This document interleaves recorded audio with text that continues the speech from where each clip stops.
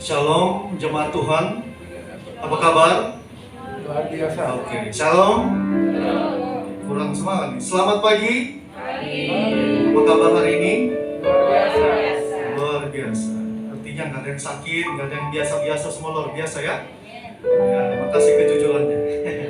Baik, kita bersyukur kepada Tuhan. Hari ini kita akan kembali untuk memuji, memuliakan Tuhan. Dan mari kita pakai waktu kurang lebih 2 jam ke depan, 1,5 sampai 2 jam ke depan untuk fokus, untuk memuji Tuhan, mendengarkan firman Tuhan, dan bersekutu bersama di tempat ini. Mari kita menyiapkan hati kita, dan sebelumnya kita akan baca bagian firman Tuhan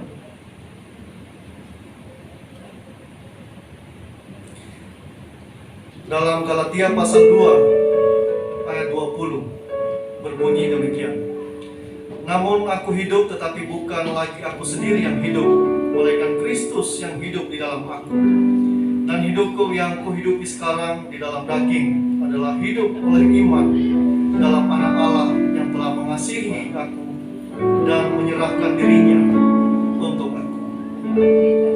Kita bersyukur dan kita percaya bahwa kita melewati hari-hari kita karena janji Tuhan yang ajaib, yang terus Dia ukir dalam kehidupan kita. Dan kita percaya bahwa sungguh besar kasih setia Tuhan untuk kita semua.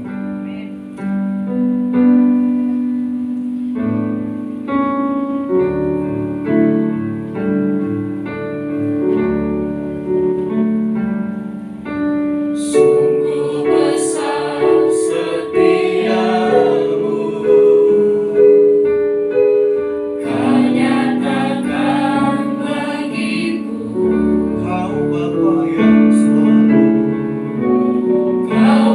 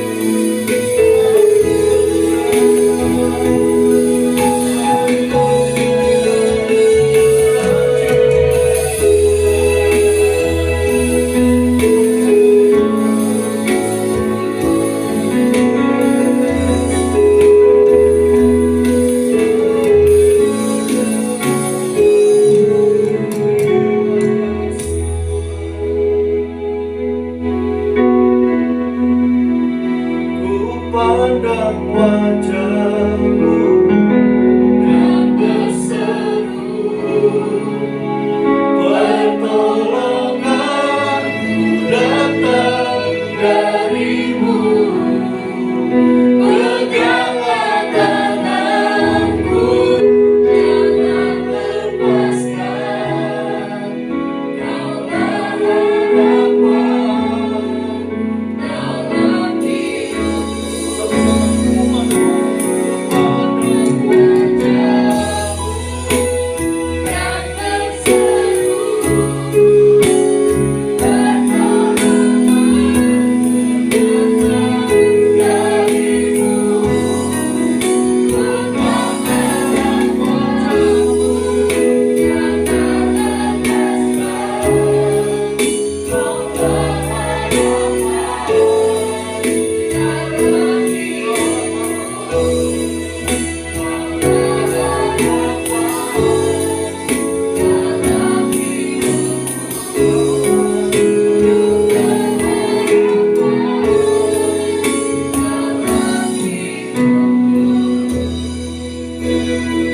Kami bersyukur Tuhan untuk hari ini kami datang ke tempat ini untuk bersekutu bersama, untuk memuji, memuliakan Tuhan dengan waktu kami, dengan suara kami yang terbaik, dengan kemampuan kami yang terbaik. Tuhan tolong kami, berkati kami hari ini, berkati ruangan ini, berkati saudara-saudara kami yang mungkin masih di perjalanan, sehingga mereka sampai di tempat ini dengan pertolongan Tuhan. Kami menyerahkan ibadah kami ini Tuhan ke dalam tangan-Mu. Biarlah Engkau yang memberkati kami, dan biarlah Engkau yang bersama-sama dengan kami mengurapi kami semua, sehingga kami mengalami pengalaman, mengalami Tuhan yang hidup bersama dengan kami dalam kehidupan ini. Dalam nama Yesus Tuhan dan Juru Selamat kami sudah berdoa. Amin. Amin. Shalom. Shalom. Puji Tuhan. Yang bersuka cita boleh lambaikan tangan kanannya. Puji Tuhan. Walaupun masih banyak bangku yang kosong, tapi saya yakin kita semua bersuka cita dan bersemangat untuk beribadah pada pagi hari ini. Amin. Oleh karena itu, saya mau ajak jemaat Tuhan untuk melanjutkan pujian kita. Kita nyanyikan pujian oleh darah anak domba. Sekarang telah tiba keselamatan.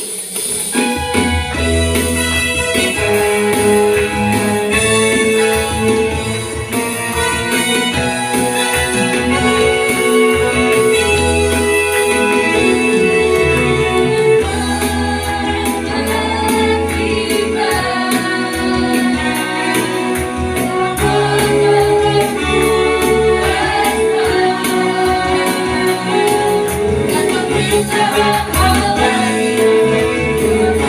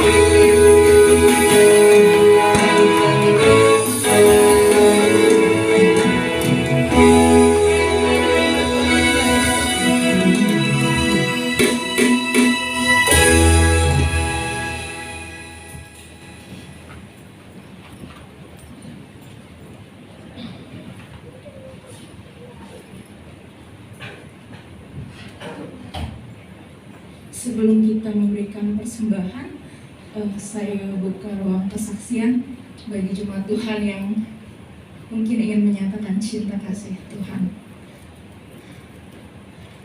Apakah ada yang mau kesaksian pada pagi hari ini?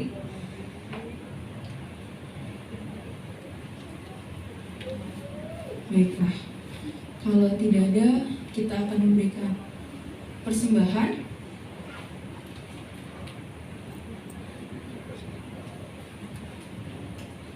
Sebelum persembahan dijalankan, saya akan bacakan satu ayat yang diambil dari Lukas 6 ayat 38. Berilah dan kamu akan diberi, suatu takaran yang baik, yang dipadatkan, yang digoncang, dan yang tumpah keluar akan dicurahkan ke dalam ribaanmu. Sebab ukuran yang kamu pakai untuk mengukur akan diukurkan kepadamu. Yang bertugas, saya undang Bapak Radiman untuk menjalankan kantong persembahan dan berdoa untuk kita semua.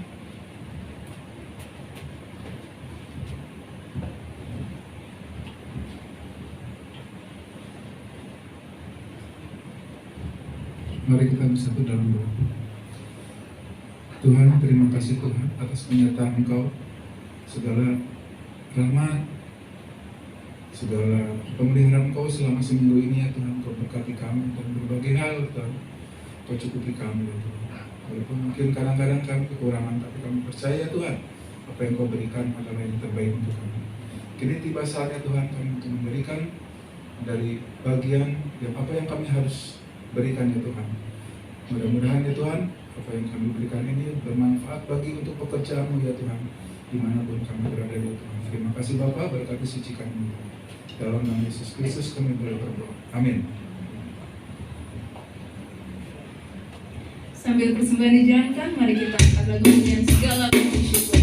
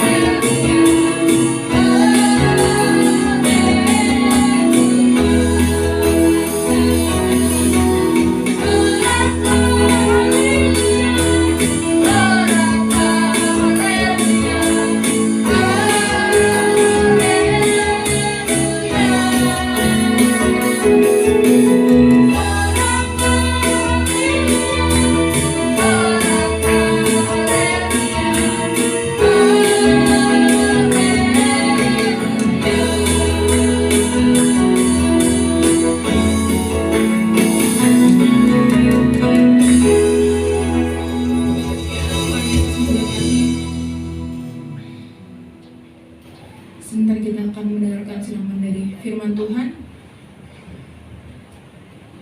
Mari kita angkat satu lagu pujian, kemenangan terjadi di sini.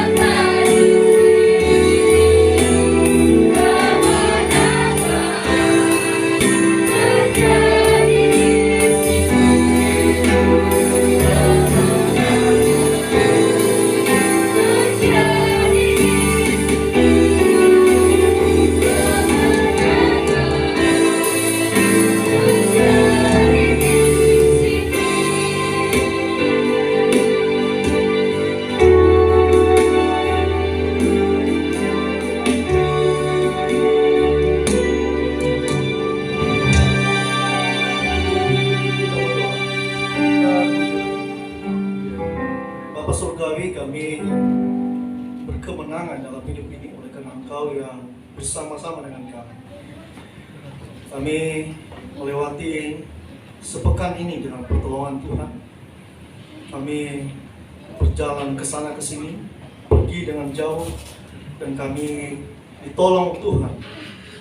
Mungkin juga kami yang sibuk dengan semua pekerjaan kami di rumah, di tempat, di kantor, dimanapun kami berada, dan Tuhan menolong kami sampai hari ini. Terima kasih Bapak, kami akan mendengarkan satu bagian firman Tuhan hari ini yang akan memberkati kami. Dan kami percaya bahwa Tuhan punya pesan yang sangat pribadi kepada setiap kami, mungkin berbeda dengan orang lain. Dan kami mau tangkap pesan tersebut untuk kami lakukan dalam kehidupan kami, dalam mengambil keputusan, dalam kami bergaul, dalam kami berumah tangga, dalam kami berelasi Tuhan. Tolong kami. Dan biarlah kami selama beberapa menit ke depan, kami fokus mendengarkan, kami tidak sibuk dengan handphone kami.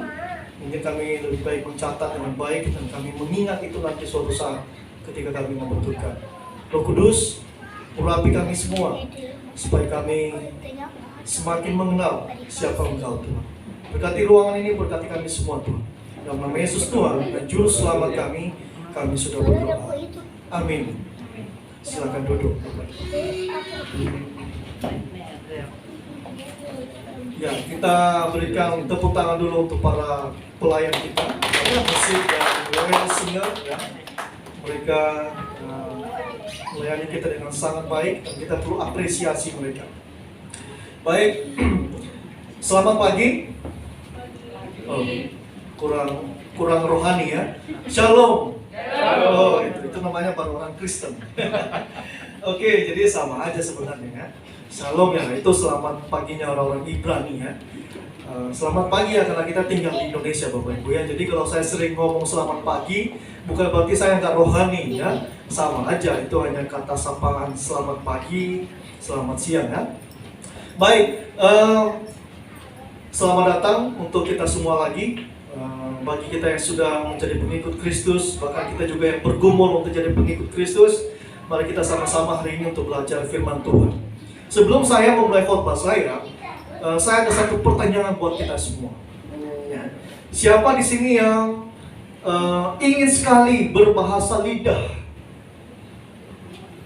Ya, tahu ya bahasa lidah, sikira bara. Siapa sekali yang sangat terpesona kalau lihat orang berbahasa lidah? Bang Cesar? Enggak ya? Oke. Jangan takut ya, jujur aja. Nggak ada penghakiman hari ini. Baik, saya rasa kita semua karena kita tidak tinggal di budaya di mana kita memang tidak terlalu menekankan itu ya, tetapi tidak melarang juga jika memang ada yang bisa berbahasa lidah, Bapak Ibu ya. Nah, hari ini seringkali bahasa lidah ini diidentikan dengan kuasa Roh Kudus ya. Diidentikan kalau bisa bersiara baraba ya, maka itu artinya dia dipenuhi dengan Roh Kudus. Pertanyaan saya, apakah benar orang yang bisa berbahasa lidah sama dengan dipenuhi Roh Kudus? Ya, mari kita cek Alkitab kita sama-sama, Bapak Ibu ya. Oleh karena itu, kita jangan mudah percaya yang begitu-begitu, ya. Kita cek dulu kebenarannya, apakah benar? Lalu kita kemudian menghakimi orang yang nggak bisa berbahasa lidah. Orang ini belum bertobat, ya. Orang ini nggak bisa bahasa lidah, ya. Ya memang bahasa dari mulut kan, dari mana lagi bahasanya kan? Oke, sekarang kita akan lihat firman Tuhan. Kita buka Yohanes pasal 14 ayat 16 sampai 18. Yohanes 14 ayat 16 sampai 18. Tema kita terakhir hari ini adalah karya Roh Kudus, dan subtemanya adalah karya Roh Kudus bagi gereja. Oke. Kita akan baca, saya akan baca kepada kita, silakan disimak di screen, kalau ada di HP-nya silakan dilihat ya. Aku akan meminta kepada Bapa dan Ia akan memberikan kepadamu seorang penolong yang lain, supaya Ia menyertai kamu selama-lamanya, yaitu Roh kebenaran. Dunia tidak akan menerima Dia, sebab dunia tidak melihat Dia dan tidak mengenal Dia. Tetapi kamu mengenal Dia, sebab Ia menyertai kamu dan akan diam di dalam kamu. Aku tidak akan meninggalkan kamu sebagai yatim piatu. aku akan datang kembali kepadamu. Ya, saya baca 18 lagi. Aku tidak akan meninggalkan kamu sebagai yatim piatu. Aku datang kembali kepadamu. Nah, saudara dikasih oleh Tuhan, bagian ini ada puitisnya, kemudian ada janji Tuhan yang di dalam, ya, dan itu sangat menenangkan kita, ya. Jadi Yesus Kristus memperkenalkan Roh Kudus dengan julukan penolong yang lain. Ya. Nah, jadi di dalam bahasa aslinya kata yang lain itu sebenarnya mendahului kata penolong. Jadi maksudnya apa? Ya, kalau Yesus bilang begini, penolong yang lain akan datang, itu artinya murid-muridnya sudah punya penolong sebelumnya. Pertanyaan saya, siapa penolong yang sebelumnya itu? Yesus Kristus. 100. Ya, Yesus Kristus. Ya, jadi di dalam kitab Yohanes banyak sekali persamaan Yesus dengan Roh Kudus. Ya, sama-sama diutus oleh Bapa, kemudian berdiam diri di dalam murid-murid, kemudian tidak diterima oleh dunia, dikatakan tadi di situ. Kemudian membawa orang kepada kebenaran.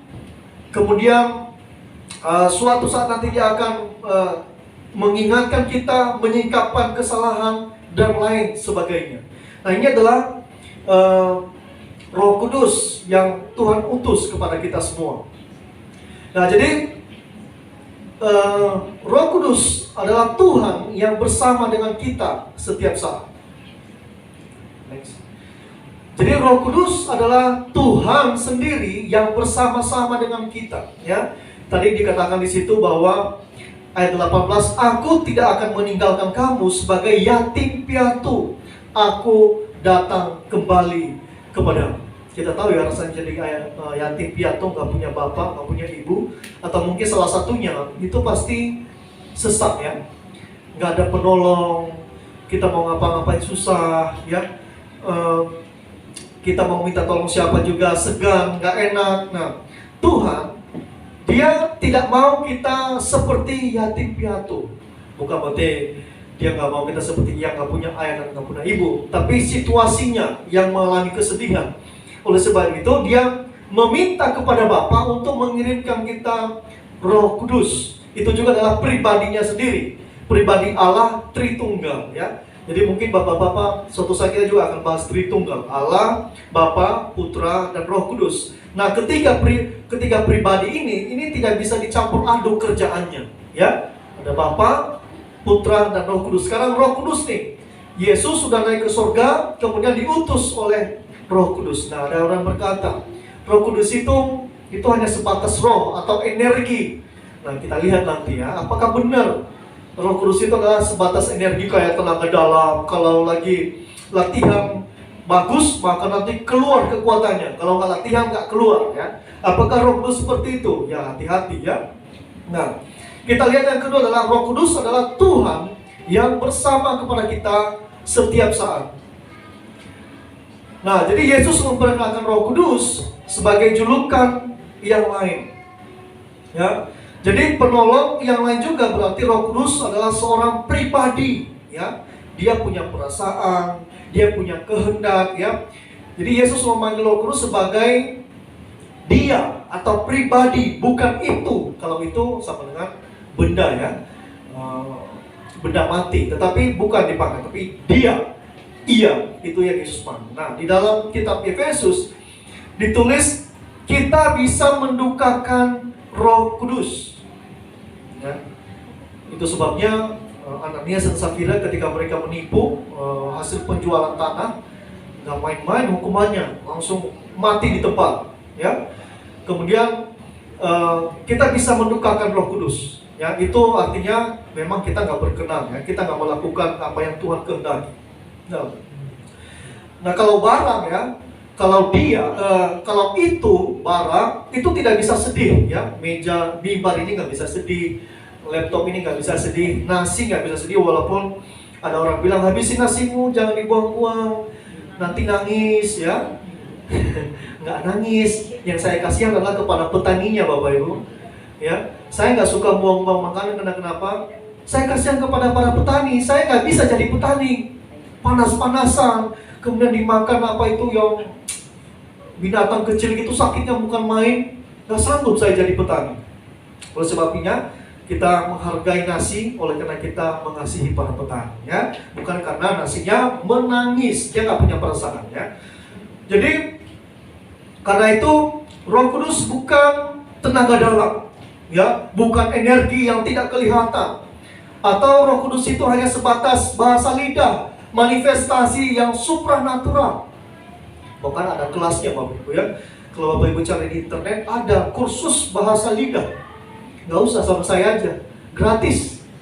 Tinggal aja saya makan McDonald plus kopi yang float, ya. Saya suka soalnya. Nah, saya kasih gratis deh kalau pengen banget berbahasa lidah, ya. Nah, jadi itu hanya klien-klien tertentu yang membaca Alkitab satu bagian kemudian mendeskripsikan Roh Kudus sebagai bahasa lidah. Itu hanya salah satu aja wujudnya kita didiami oleh Roh Kudus.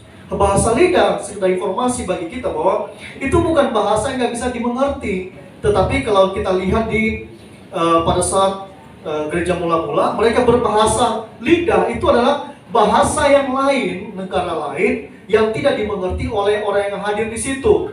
Nah, sehingga ketika mereka misalnya ada orang Indonesia nih lagi ke Malaysia lah misalnya, ya. Kalau Malaysia masih nyambung lah. Ke Thailand misalnya. Nah, Thailand bisa bahasa Thailand nggak? Cai chong, cai chong ho. Nggak bisa kan? Tiba-tiba misalnya dalam persekutuan seperti ini ada orang Thailand dan kemudian ada orang yang berbahasa roh. Nah, orang tersebut ternyata berbahasa Thailand.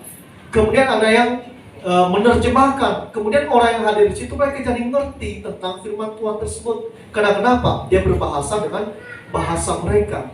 Bukan bahasa sikir apa-apa, itu nggak ada di Alkitab, Bapak Ibu. Percaya deh, coba cek Alkitab gitu.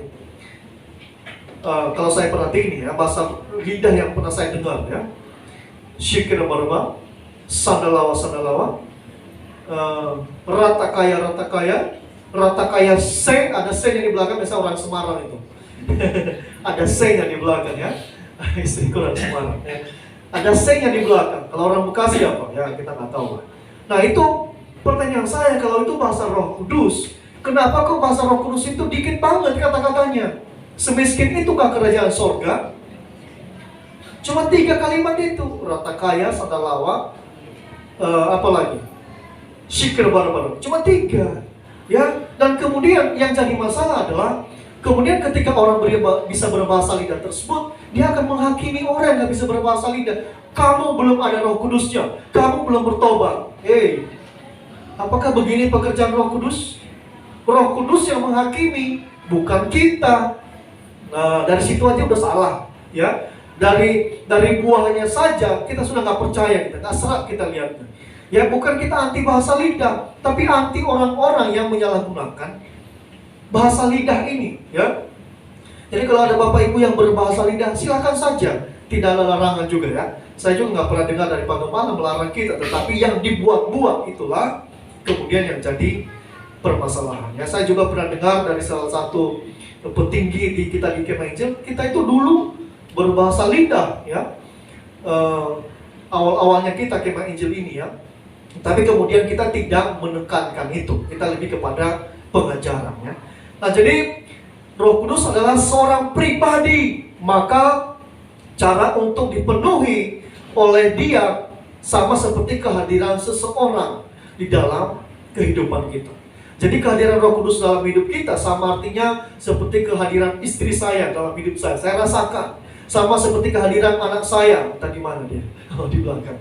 Itu saya rasakan gitu. Ada, itu menyentuh hati saya, menyentuh perasaan saya, dan itu yang membuat saya kemudian tidak berani macam-macam. Di jalanan gak berani marah. Kenapa? Kalau nanti berantem, saya dibunuh di jalan, kasihan anak istriku gitu. Demikian dengan Roh Kudus yang bersama-sama dengan kita.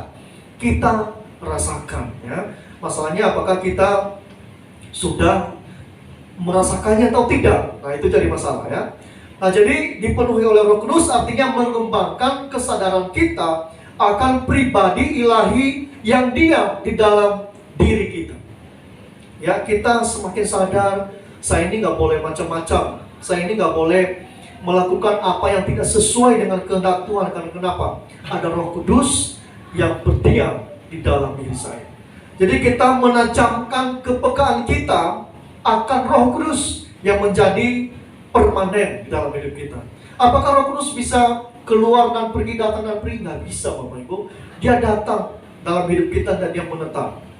Masalahnya, kita percaya nggak kepada dia?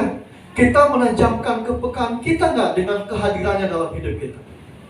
Coba cek deh, pada saat kita mau berbuat kesalahan misalnya, yang kemudian kita Tuhan, kemudian kadang-kadang kita berpikir, Tuhan, apakah ini benar nih yang saya lakukan? Kemudian ada kepekaan tertentu, kemudian kita berkata ini salah nih sepertinya, ya. Oleh sebabnya ada orang tertentu yang langsung mengklaim Tuhan berbicara kepada saya, ya. Tapi kita kan nggak setajam itu untuk mengklaim, ya. Nah, ya mungkin mirip-mirip seperti itu, tapi kita biasanya hanya menggunakan hati kita dan kita bisa membedakan yang mana yang baik, yang mana yang buruk. Pada saat kita lewat di jalanan, kemudian kecepatan kita pun kita ditegur oleh misalnya Roh Kudus, jangan kecepatan. Ya, kamu bisa nabrak orang di depan. Saya beberapa kali, Bapak Ibu, saya nggak tahu apakah ini intuisi atau Roh Kudus, tapi saya percaya Roh Kudus. Biasanya kalau kita lewat mau nyalip orang, ada kendaraan lain, misalnya mobil di depan, dia agak tiba-tiba pelan. Ya, kalau kita nggak sabar, kita mau nyalip, betul ya? Saya beberapa kali saya amati, ya. Pada saat mobil di depan mulai ini, saya buru-buru dan saya langsung seolah ada perkataan pelan, ada orang yang mau nyebrang. Begitu kita salib, persis ada orang di situ. Pasti mati kalau saya tancap langsung sebelah kanan. Nah, itu tidak sekedar intuisi menurut saya, tapi Tuhan yang menolong saya. Bapak Ibu pasti pernah mengalami itu. Ya, pada saat kita menerobos itu, kita nggak mau dengar itu peringatan tersebut, maka sesuatu yang buruk sedang menanti kita dalam hitungan detik. Ya, saya nggak tahu Bapak Ibu pernah mengalami atau tidak. Saya beberapa kali di Kalimalang biasanya, ya. Saya kalau dari Pondok Indah sampai Kalimalang itu biasanya ada aja ibu-ibu yang tiba-tiba nyebrang. Dan itu menakutkan. Saya bilang istriku, hampir saya nabrak orang. Saya bisa masuk penjara 5 tahun loh kalau saya nabrak orang misalnya. Ya, tetapi Roh Kudus, hal-hal yang seperti Tuhan ingatkan kita, hati-hati, ada bahaya di depan. Itu sebabnya kita perlu namanya kepekaan terhadap Roh Kudus. Nah, kemudian Roh Kudus itu adalah penolong dan pembela kita. Roh Kudus adalah penolong dan pembela kita. Berikutnya. Nah, jadi Parakletos atau penolong, dia adalah sebagai, dalam bahasa Inggrisnya itu dituliskan sebagai advokat, ya, penolong, penghibur, penasehat, ya. Atau secara harafiah kalau kita terjemahkan secara bebas, Roh Kudus itu adalah seseorang yang dipanggil untuk mendampingi setiap kita. Jadi setiap kita ini punya Roh Kudusnya yang menemani kita. Makanya ada orang bilang anak kecil ada malaikatnya. Saya lebih percaya Roh Kudus yang ada bersama anak kecil dibandingkan malaikat, ya, karena ada ayatnya. Malaikat anak kecil nggak ada ayatnya, nggak tahu di mana dengarnya itu. Ya, itu hanya dari mulut ke mulut aja, ya. Pertanyaan saya, lebih berkuasa mana, Roh Kudus atau malaikat? Ya, Roh Kudus. Kalau dipilih mana? Saya pilih Roh Kudus daripada malaikat, ya. Oke, jadi malaikat bukan penyelamat, Bapak Ibu, ya, jangan marah kepada saya, ya. Malaikat adalah satu bagian yang diciptakan oleh Tuhan yang bukan menyelamatkan kita, tapi asistennya Tuhan, ya. Oke, jadi Parakletos adalah dia pendamping kita, dia penghibur. Pada saat kita berduka, dialah yang menghiburkan hati kita. Itu soalnya kalau ada orang yang berduka, lebih tepat kita berkata bahwa Tuhan kiranya menghiburmu dengan melalui Roh Kudusnya. Ya, daripada kita berkata semoga dia masuk surga. Aduh, ngapain sih gitu, ya. Tapi kita mungkin lebih menolong kalau kita berkata Tuhan, Roh Kudus akan menghibur kita. Kemudian dia adalah menasehati kita, ya. Nah, tetapi pertanyaan saya adalah, Roh Kudus itu membela kita dari siapa? Ya, ngapain kita perlu dibela? Dia bela kita dari apa? Ya, dia membela kita dari yang mencoba menjauhkan kita dari Allah. Apakah itu kuasa iblis? Atau itu karena orang-orang sekitar kita yang mencoba menjauhkan kita dari Tuhan? Kemudian saat kita malas untuk ambil bagian dalam pelayanan, Tuhan ingatkan kita, Tuhan nasihati kita untuk semangat kembali dalam pelayanan. Kemudian Tuhan membela kita dari apa? Dari yang mencoba membuat kita tidak peduli dengan Tuhan. Ya. Kemudian apalagi dia membela kita dari pada saat kita dianiaya, saat kita ingin mengambil keputusan penting dan kita bergumul, kita galau mengambil keputusannya. Ya, Tuhan kemudian membela kita, menasihati kita pada saat kita yang punya anak, menasihati anak kita. Ya, kemudian pada saat kita menyelesaikan permasalahan dengan suami dan istri kita. Ya, ini semua adalah peran Roh Kudus. Itu sebabnya pada saat kita dalam rumah tangga ya, saya kurang lebih sudah menjalani rumah tangga 1 tahun lebih ya. Dan saya pikir kalau nggak ada Roh Kudus, peran Roh Kudus, kita susah juga menjalani kehidupan ya. Saya nggak tahu apalagi yang senior-senior kita ya. Gitu ya, tanpa Roh Kudus membimbing kita, kalau kita munculkan ego kita dalam menjalani kehidupan keluarga, lagi bagi yang muda-muda ya, maka 24 jam kita nggak bisa tidur nyenyak kalau kita egonya terlalu tinggi ya. Kemudian kadang-kadang Roh Kudus menegur kita, kamu harus mengalah. Meski sebenarnya kamu benar, begitu ya Bang Cesar ya. Kalau enggak kita repot Bapak Ibu, ya tahu aja lah, karena ibu-ibu kita ya cinimis misalnya. Mungkin kita juga bagi istri, kita juga suami yang menyebalkan. Tetapi Roh Kudus kemudian selalu ingatkan kita untuk jadi pasangan yang mungkin lebih banyak mengalah daripada menuntut kebenaran ya. Bapak-bapak katakan amin. Ibu-ibu katakan puji Tuhan. Ya, saya sedang mengajar bapak-bapak supaya kita terus dipimpin oleh Roh Kudus dan kemudian kita peka untuk mendengarkan suara Roh Kudus untuk mengalah pada istri kita. Nah, jadi kemudian yang berikutnya, Roh Kudus adalah roh kebenaran yang menjamah hati kita. Jadi dia bukan hanya sekedar roh yang mendiami, kemudian juga dia menjamah hati kita. Ya, jadi Roh Kudus tidak hanya menyingkapkan wahyu yang baru. Wahyu itu adalah pengetahuan yang baru tentang Tuhan. Ya, dia tidak hanya sekedar itu, tetapi juga dia menyatakan kebenaran, kemudian menerangi jalan kita supaya kita memilih jalan yang benar. Tapi juga dia menyentuh hati kita yang sangat dalam ini. Ya, makanya ada pepatah, ada orang-orang berkata, siapa yang bisa mengenal hati? Nggak ada yang bisa. Hanya Roh Kudus yang bisa menyelami kedalaman hati kita. Ya, kita menikah bertahun-tahun pun, atau yang pacaran bertahun-tahun pun, Anda nggak tahu ada sisi hatinya yang kamu nggak tahu, yang dia sembunyiin dari Anda. Siapa yang tahu? Minta Roh Kudus untuk kasih tahu kamu. Ya, apakah isi hati yang disembunyikan itu hal yang baik atau hal yang buruk? Nah, jadi Roh Kudus menyentuh hati kita. Dia menyentuh sampai di sisi terdalam hati kita, sehingga hati kita cenderung untuk memilih atau melakukan kebenaran. Nah, jadi apa aplikasinya bagi kita? Apa yang perlu kita ambil dalam kehidupan kita untuk kita lakukan, Bapak Ibu?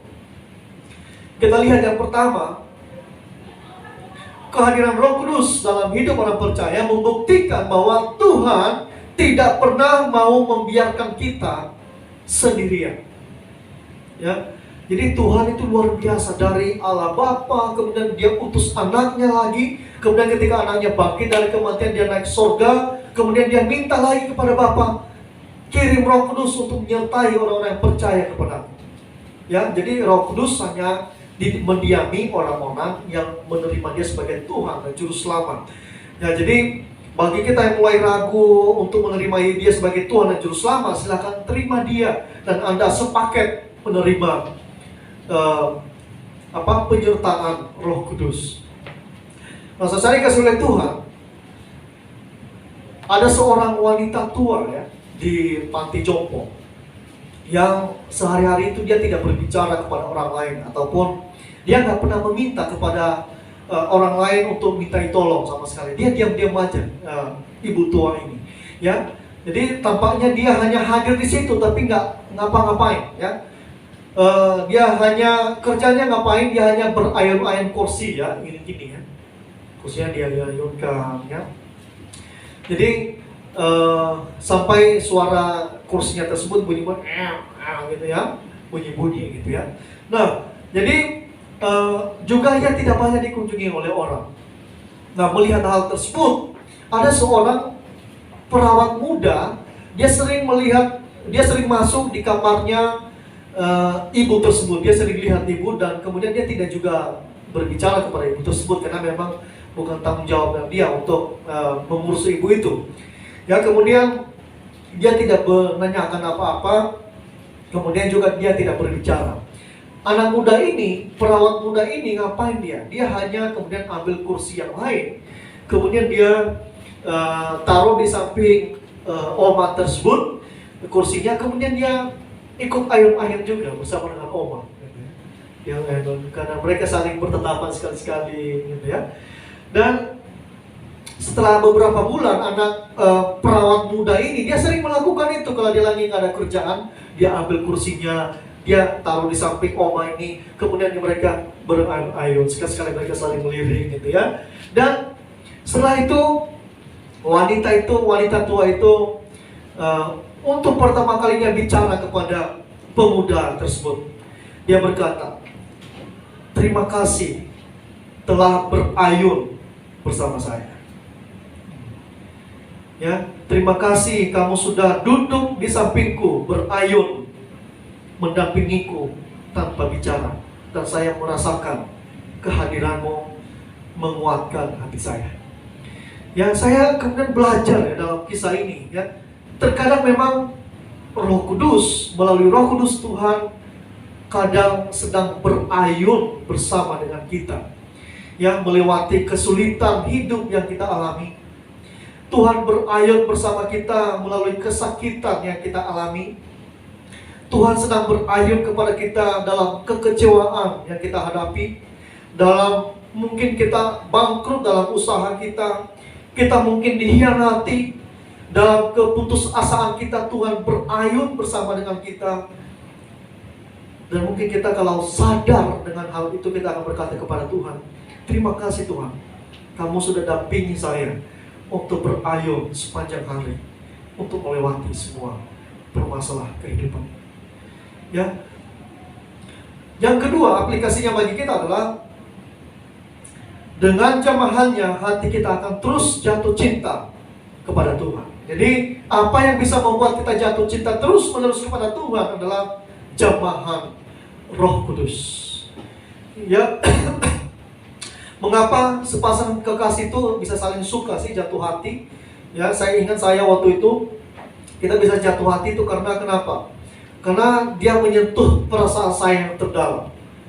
Itu ya. Dia membuat saya tertarik kepada dia. Istri saya maksudnya. Kemudian dia membuat saya terpikat, ya, dan dia mengubah saya. Tadinya mungkin punya ekspektasi ini itu, kemudian dia mengubah dalam sekejap, ya, walaupun dalam proses yang cukup lama. Ya, jadi rasa ketertarikan itu seperti Roh Kudus, ya. Dia menjamah hati kita sedemikian rupa untuk jatuh cinta kepada Bapa dan Putranya yang menebus kita. Ya, itu sebabnya firman Tuhan itu tidak hanya di level pengetahuan kita, tetapi kita melakukan dalam kehidupan kita sehari-hari. Kata Yakobus, kamu tidak hanya sekedar pendengar, tetapi kamu menjadi pelaku firman Tuhan. Jadi rasakan jamahan Tuhan yang membuat kita akan terus jatuh cinta kepadanya. Dan yang terakhir, para pemain musik, saya minta ke depan. Yang terakhir adalah dia adalah sahabat yang tidak segan menegur, tetapi juga tidak segan berkorban. Jadi Roh Kudus yang kita percaya ini, dia adalah sahabat kita. Dia membela kita, dia mendiami kita, tetapi juga dia menegur kita. Ya, saya percaya bahwa kita semua di sini punya sahabat, ya. Sahabat yang baik bagi saya adalah sahabat yang menegur saya pada saat saya salah. Ya, kalau sahabat nggak menegur saya saat salah, dia bukan sahabat yang baik. Karena kenapa? Dia senang aja melihat saya melakukan kesalahan, kemudian jatuh, dan kemudian mengalami konsekuensi. Ya. Tetapi Roh Kudus dia seperti sahabat sejati yang kemudian dia mengingatkan kita untuk terus setia kepada Tuhan. Ya. Di saat yang bersamaan juga Roh Kudus adalah sahabat yang mengintervensi kita supaya kita terus mengambil keputusan, terus mencintai Tuhan. Bagi kita sebagai orang tua yang mendidik anak. Ya, dalam mendidik anak saya baru mulai rasakan, walaupun anak saya belum dengar didikan saya, tetapi saya mulai was-was ya. Wah, kalau nggak ada Roh Kudus nih, kita lihat di TV anak-anak kecil mulai dilecehkan. Anak kecil ya segini-gini, ada orang-orang tertentu yang melecehkan gitu. Dan kita butuh Roh Kudus, bimbingan Roh Kudus untuk membuat kita membimbing anak-anak ini supaya mereka mengenal mana yang baik, mana yang benar, mana yang tidak. Dunia yang sangat serba mudah dapat informasi ini membuat kita bingung yang mana yang benar, yang mana yang salah. Dan anak-anak kita pun melihat TV, HP kita, makanya kita nggak mungkin saring semua apa mereka tonton. Dan itu menakutkan kalau kita tidak meminta Roh Kudus untuk menyertai atau mengintervensi kita untuk memberikan didikan yang takut akan Tuhan. Sebagai terakhir saya tampilkan ada satu foto di sini. Ya, itu adalah 2 orang ya. Bapak Ibu jangan marah dulu, itu bukan foto seksual ya. Tapi itu satu orang yang ada di tiang, kemudian orang tersebut dia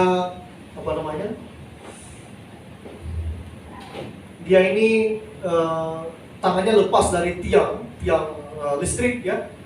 Dia itu kesetrum ya. Kemudian ada temannya di bawah. Nah, foto ini diambil oleh Rocco Morabito. Dia adalah seorang jurnalis ya waktu itu, dan foto ini terkenal ya, terkenal sekali di seluruh dunia. Disebut dengan the kiss of life atau ciuman kehidupan. Ya, apa kisah di balik cerita ini Bapak Ibu? Foto ini diambil oleh Rocco Morabito yang mendapatkan, dari foto tersebut dia mendapatkan penghargaan foto terbaik Pulitzer, sebuah pencapaian tertinggi pada jurnalis foto tingkat dunia. Nah, foto ini menunjukkan 2 operator listrik ya, namanya Champion Randall dan J.D. Thompson. Mereka berdua itu di atas listrik, mereka sedang melakukan pemeliharaan rutin tiang listrik, kabel-kabel listrik ya. Nah, jadi suatu saat Champion tanpa sengaja menyenggol salah satu saluran tegangan rendah di bagian atas tiang listrik yang voltnya sekitar 4000. Saya nggak tahu itu tinggi ya Pak Eko ya, 4000 itu ya, lumayan kan, bisa membunuh seketika Pak ya. Nah, itu kemudian masuk ke dalam tubuh Champion dan jantungnya langsung berhenti seketika ya. Sementara katanya kursi mati listrik itu hanya 2000 volt. Ya, ini yang kena ini 4000 volt. Jadi hitungan detik jantungnya berhenti. Nah, tali pengaman mencegah dia jatuh ya. Itu sebabnya dia nggak langsung jatuh itu. Karena ada tali pengaman, tetapi tangannya nggak punya kekuatan. Kemudian temannya namanya Thompson yang naik dari bawah dengan cepat meraihnya dan mengambil nafasnya dalam-dalam, kemudian menghembuskan nafasnya ke mulut Champion ini. Dan kemudian menjaga paru-paru Champion aktif sampai dia merasakan sedikit denyut nadi. Kemudian melepas tali kekang dan turun dengan tubuh di pundaknya. Artinya dia lepaskan tali Champion ini, kemudian dia bawa ke bawah pelan-pelan.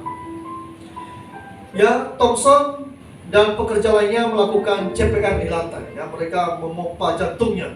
Ya, kemudian Champion jantungnya mulai berdetak satu, ya, secara bertahap dia mulai pulih kembali. Kemudian para medis tiba dan ambulans datang untuk membawa dia ke rumah sakit sehingga nyawanya Champion pun terselamatkan. Jadi apa yang kita bisa lihat dari kisah tersebut? Ya, seorang sahabat sejati adalah sahabat yang berani mempertaruhkan nyawanya untuk sahabatnya. Ya, dan Yesus sudah melakukan itu untuk Anda dan saya. Dia sudah mengorbankan nyawanya untuk menebus kita dari dosa, untuk mendapatkan kehidupan yang kekal. Amin. Mari kita berdoa.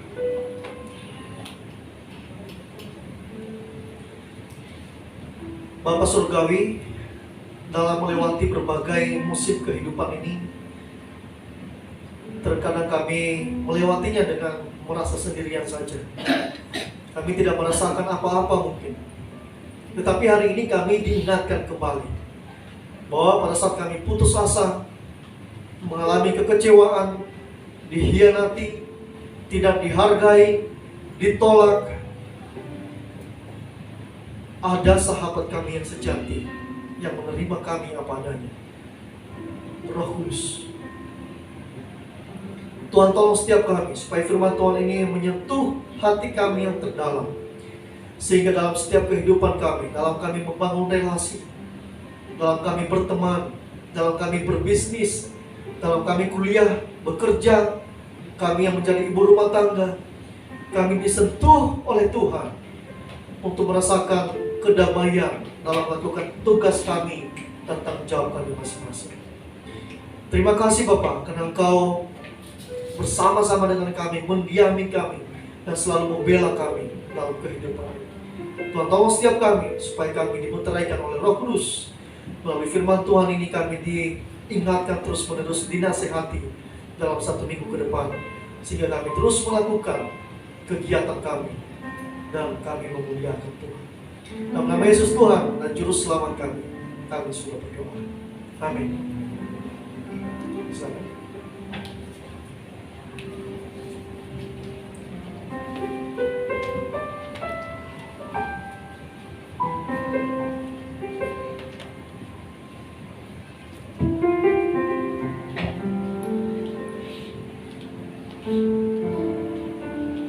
Terima kasih Pak Eman atas firman Tuhan yang telah disampaikan.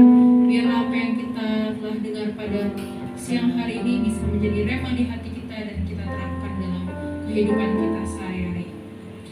Selanjutnya saya akan bacakan pengumuman untuk pelayan minggu depan, hari Minggu tanggal 3 Juli 2022. Pengkhotbah akan dilayani oleh Gembala Jemaat, WL Bapak Bowo, Singers Janet dan Intan, Kolektan Yonatan, Multimedia Christopher, Musik Marturia, dan Asyir Ibu Kristina.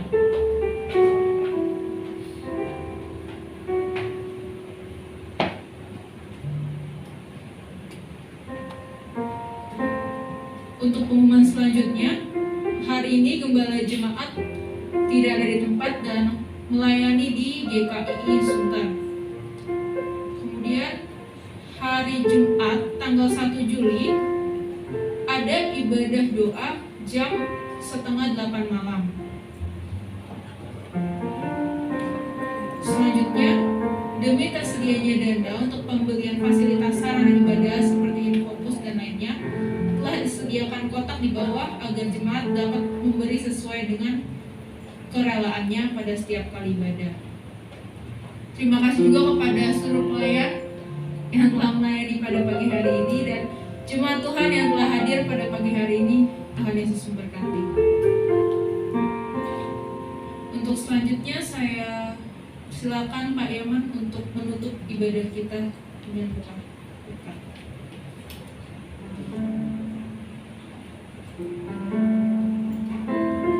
Kita bangkit berdiri.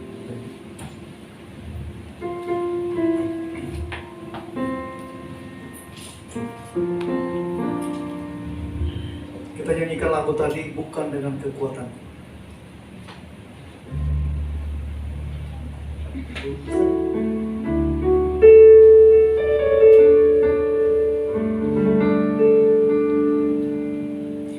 Bukan dengan kekuatanku ku dapat jalani hidupku tanpa Tuhan yang bisa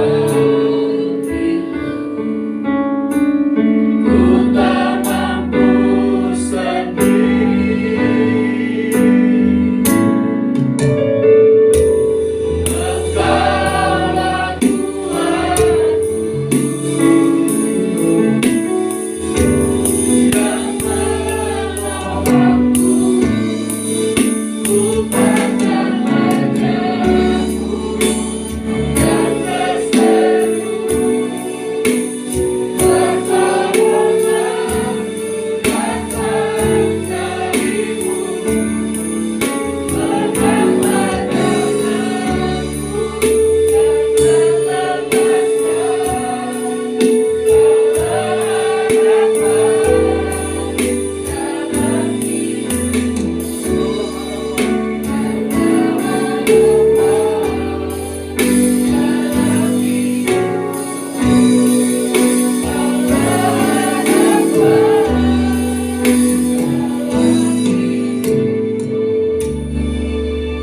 berdoa. Terima kasih Bapa di surga untuk kasih-Mu, anugerah-Mu, kebenaran-Mu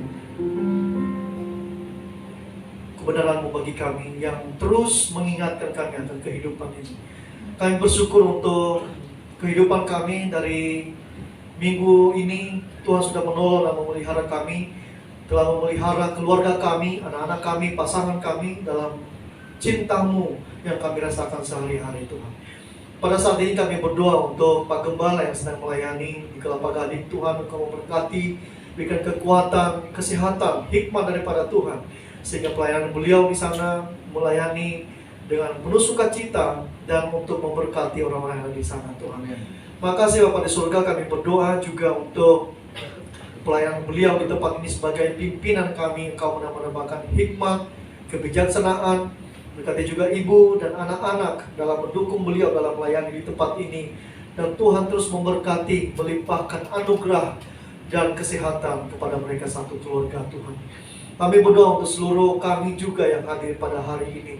Terima kasih karena Engkau memberikan kami waktu yang baik sehingga kami dapat berkumpul di tempat ini bersama dengan keluarga kami. Dan terima kasih Tuhan untuk kesehatan, umur yang panjang yang Tuhan anugerahkan bagi kami. Berdoa juga para orang tua yang ada di tempat ini. Untuk para ayah, Engkau memberkati, berikan kekuatan, hikmat, kebijaksanaan, terus menjadi ayah yang baik, yang takut akan Tuhan. Tambah-tambahkan hikmat dan kebijaksanaan-Mu ya Tuhan. Dalam bekerja, Engkau yang memberkati apa yang dikerjakan Tuhan. Bisnis yang direncanakan, Tuhan Engkau melimpahkan keberhasilan dan kesehatan Tuhan. Berdoa juga untuk ibu-ibu yang ada di tempat ini. Tuhan, Engkau sertai.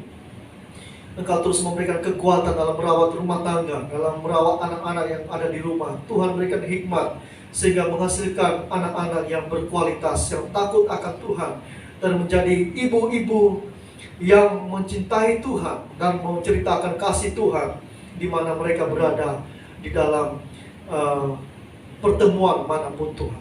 Terima kasih Bapak. Berdoa juga untuk teman-teman kami, saudara-saudara kami yang tidak hadir bersama-sama dengan kami dimanapun mereka berada. Pak Thomas yang ada di Iran, Tuhan Engkau memberkati, melindungi. Juga Pak Yohanes, Tuhan Engkau memberkati, juga keluarganya semua Tuhan. Terima kasih Bapak. Jika saat ini ada teman-teman kami yang sakit, yang mungkin mereka tidak mau cerita kepada kami, Tuhan Engkau menjamah mereka, Engkau memulihkan mereka Tuhan. Jika ada yang kesusahan oleh karena faktor ekonomi, Tuhan Engkau membukakan jalan bagi mereka. Biarlah Roh Kudus-Mu membukakan hati dan pikiran sehingga menghasilkan uang untuk memenuhi kebutuhan keluarga dan juga untuk membangun, mendukung pekerjaan Tuhan yang ada di gereja ini Tuhan. Khusus hari ini kami berdoa untuk saudari kami Intan dan Adil yang berulang tahun. Tuhan, di usia mereka sampai hari ini, Tuhan Engkau terus memberkati, Engkau memberikan hikmat, kebijaksanaan, dan masa depan mereka. Engkau menyediakan yang terbaik bagi mereka, apa yang mereka rencanakan.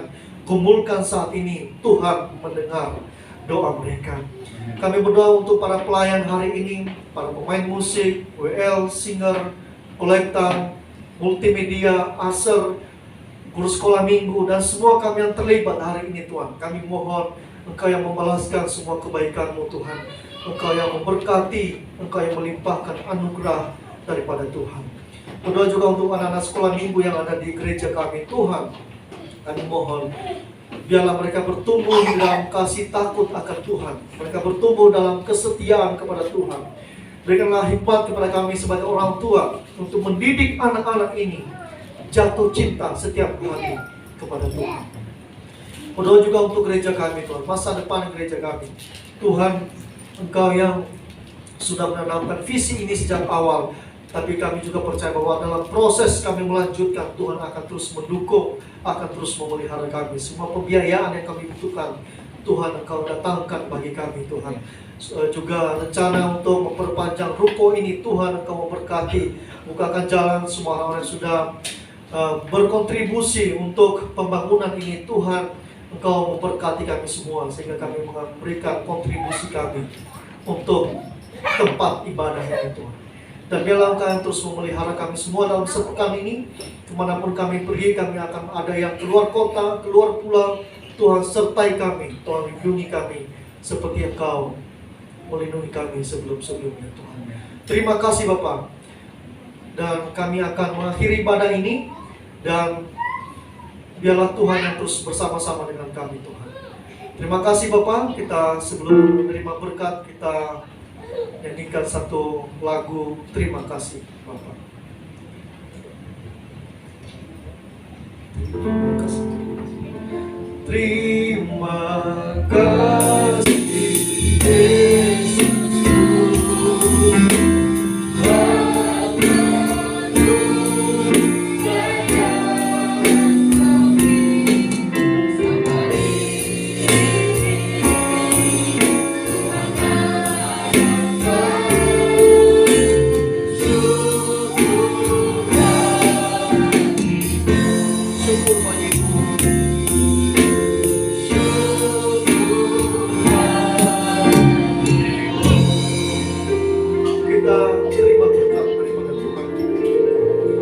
Kasih dan rahmat dari Allah Bapa, anugerah dari Tuhan Yesus Kristus, dan sukacita penghiburan dari Roh Kudus kiranya menyertai kita mulai hari ini sampai selama-lamanya. Tuhan Yesus memberkati kita semua. Amin. Silakan duduk Bapak Ibu.